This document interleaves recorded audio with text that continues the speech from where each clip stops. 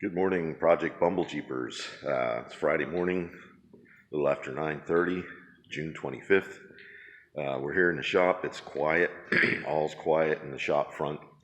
Um, just This is like a special video for me. I looked at my subscriber count last night, and we had hit 101. So I finally broke the deadly 100. Here today. I'm not sure what I'm going to be working on. Part of it is they want another mower back in service. So we have this John Deere. I'm going to get some lights on here. I got to get this situated. I don't even know what this thing's going to take. Get this turned on. This is setting where the Kubota was. I have a battery for it I got to put in and then figure out what's going on with it. You can see it doesn't have a mower deck on right now. We just drug it in yesterday. Had to put some tires on it. It's a four-wheel drive, 1445 John Deere diesel. So anyhow, that's probably going to be my top priority today. I have some more tools on the way. I also, this is an update. On the PT Cruiser, I got a power steering pump coming in and a high pressure line. Pump's coming from Amazon. The line is coming from Rock Auto. That'll be coming into the shop sometime in the near future to get the steering. It's going to go on the lift. I have those two little spots. Let me show you on this taco truck about where the spots are on the PT Cruiser that needs some attention. So if this was the PT Cruiser, there's a section of the uniframe, whatever, that comes up and around the firewall. And it's like right in here. It's got a little bit of rust on the bottom. I could probably poke my finger through it, but I had hit it a couple of years ago with some converter, and that took care of it. I mean, it stopped it, but I still have to clean it up and weld some patches in there. And then, of course, replace the power steering pump. So that's going to be taking place in the next couple of weeks or so. An update on the taco. So take a look at this. So we got the whole drivetrain back in. We did that Monday. Engine, transmission, transfer case, drive shafts. Tuesday we came in and we put the exhaust system on. I have bolts for that I have to rig up here. This is, you can see this. Well, this one was completely rotted out. The bolts were pretty much shot. So I got some new hardware for that.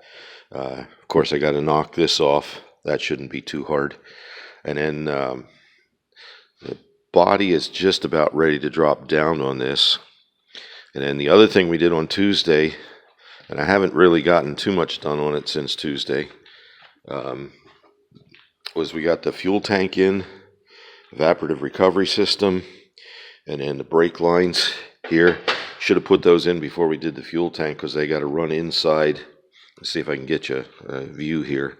They run inside this cross member. We got this cross member put back in. We got the frame doublers back in. That was all Monday too. Frame doublers, cross member, and I should have put these in at the same time. But and then the other thing was the return line or the vapor line for this. So we got the brake lines hooked up here. We got them out. I had to run those behind the new pieces I put in here and there. See, these brake lines come out here, and then they'll hook up here. Got a whole bunch of stuff to hook up as we lower this down. Some minor things that we have to take care of is there were some brake lines that didn't separate. So I'm going to have to run some new hose, not hose, but brake line. And then, of course, the ABS sensor wires we're going to try and get. This was crazy. Looked up on Rock Auto, found, and I don't know if it was left or right, but whatever side was $20, the other side was like $245 or $345 for the same line, just for the opposite side. So I had Chris order two of the one side, because all we really need, we don't need the sensors, the wheel speed sensors. We need this harness that goes from here and plugs into the body harness up here. I can't see it. It's up there someplace. But anyhow, um, you can see there's the one over there. So this one should be like right up here someplace. That's all we need is the harness that goes from there down to the wheel speed sensor. Um, that'll take care of that. We got, like I said, we had some brake lines to address, and that's the line that goes from here to here. So we got to do both of those, each side. I think this one did the same thing. Yeah, this line here is gone, and that line would be. Oh no, this one worked. So it's this little short section. So once this goes back down on, things are going to start to move really fast with this truck. The wiring harness, it's basically plug and play. Everybody's like baffled because I can remember where all these connectors go, and that's not necessarily the case. I can remember. What I know is almost every connector on this is unique, and I just go through all the open connectors there. Like, well, let's see. This, for example, is going to go right here on the throttle body unit. This one, anyhow, it's not that hard. They only plug in, each one only plugs in one way. So you just go through until you run out of connectors. And the biggest thing is remembering where the connectors are. So the thing I'm waiting for now to do today, I have tap and die set coming. I got to retap these holes here. This is where the AC compressor goes on. I had to get some new bolts because the bottom one snapped off when I took that off of there. Not sure why I took it off, but I did. So then after that goes on, then I get the belt on, get the fan on, set the shroud on, and then everything can come down. So that's going to happen in the next day or so. Well, it won't happen tomorrow, but I might be working on it Sunday. It depends what time the tap and die set comes in today. And that'll be coming in. I got ordered a metric tap and die set and an SAE separate rather than a combo, because if you order them separately, you get more taps and dies, better size range on it. So anyhow, that's where we are today. Still waiting on parts for the Massey. I would love to get this thing out of here and get the box truck in. Oh, that's the other project.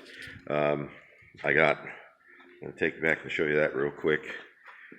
Big shout out to one of my newest subscribers, is a former student here at BMA. He was from Brazil, Yuri. Hey, thanks for subscribing to the channel. Thanks for your comments. Hope you're doing well.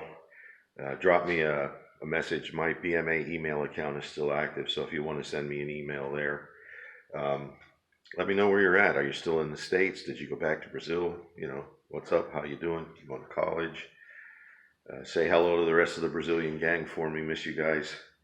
So anyhow, this is the new rear door for the box truck. That's this stack, this wood right here. So this is the top panel, so it only gets a groove. And what I'm attempting to do here is replicate the original, well, not the original for this truck. This truck had a Todco 5-panel door on. The other truck I did was a 7-panel whiting door. So what I'm attempting to do here is to recreate the seal on the doors. So you have a groove in the bottom of the door, and then you have a little V bump on the top of the door, or the panel, not the door, and they interlock as you open and close the door. That keeps the weather from blowing into the door.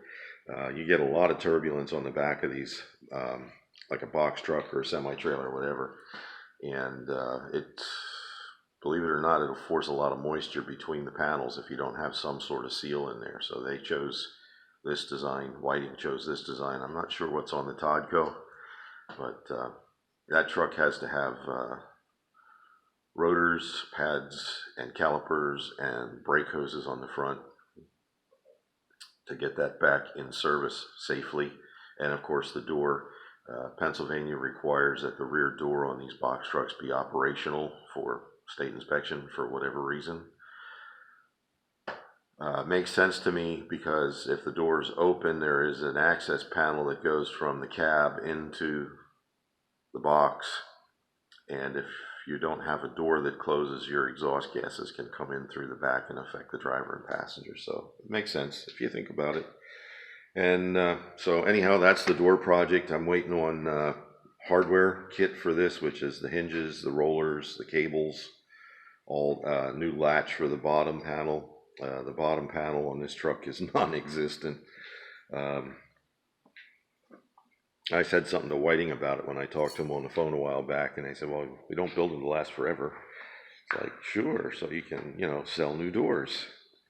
I guess it makes sense. I mean, they paint the outside and the inside of the door, but they don't paint to show you. It's easier to show you. They don't paint the edges. So they don't paint this edge, they don't paint this edge, and they don't paint this edge. All they paint is the outside and the inside. And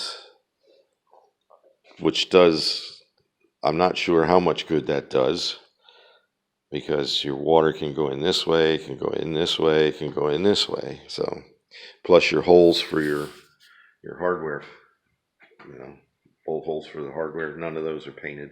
So when I built the door for the other box truck, I painted all the edges and I removed all the hardware, painted the panels individually, and got paint down in the holes. So that door should hold up for quite a long time. I don't know what the material was. I can show you that too on the doors. This is good. Those are the old doors. That's the old door from the other truck. And you can see they didn't paint a lot on this. Like I said, just the inside and the outside. And you can see where it rotted. So that's, how the door degenerated and basically fell apart. So when I made the new one, I painted all those edges. Be doing the same thing on this door when the hardware comes in. What I do is I do all the mill work on it. I have a router table set up here to do the weather seal on the top and the bottom of the door. After that's all done, then I disassemble the door, take it in the paint booth and paint it. And I use a primer sealer and then a top coat, and may add a little bit of weight, but I think it's going to add a lot of longevity and durability to the door at the end of the day. So anyhow, it's quiet in here today. I haven't turned the mixer on yet, haven't turned the compressor on yet. Going to take you over and show you a quick view of what's going on the renovation side. Yuri, this will be interesting for you maybe. You can see behind me,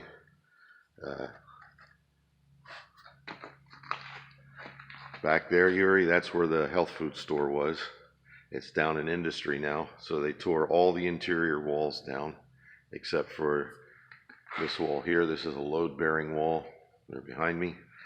So that's, I don't know if you were aware, but the conference took over the front half of the building for the new conference offices. They're closing down the main offices down in Reading at the Museum Road facility. They're going to sell that off. So anyhow, that's not necessarily a quick update for the day, but I just wanted to give a shout out to all my subscribers. I really appreciate you guys. It's what makes this channel worthwhile. What I'm going to try and do on Sunday, I'm going to try and get the Bumble Jeep in here and just do a walk around and see the current state of it in a kind of a, not necessarily an update, but just a recap of how far the project has come since I started it back in 2019. So that was 2 years ago. I would have hoped it'd be done by now, but there's probably going to get other stuff done to it before the paint work gets finished. I want to do lockers front and rear on it. I'm contemplating doing like frame stiffeners. I see there's some frame stiffener kits out there, front to back, and then for whatever reason, the rear section has an inside. So it has the L channel that goes on the outside of the rear frame section, and they also have a piece that goes on the inside. Don't know why the rest of the frame stiffeners don't come with an inside piece, but you get what you take. I mean, you take what you can get.